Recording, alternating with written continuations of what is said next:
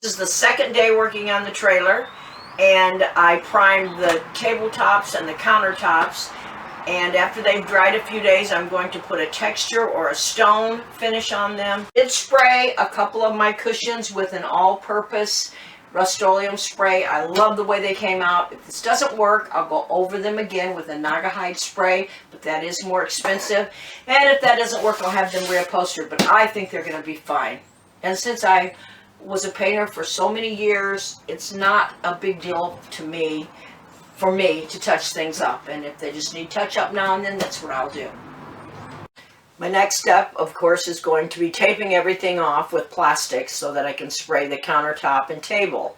If you've enjoyed this, subscribe, like, share, leave your ideas, your tips. I'm definitely open. If you're into vintage trailers, I would love to hear from you. I have some questions that I haven't been able to find on the internet, and I will see you next time.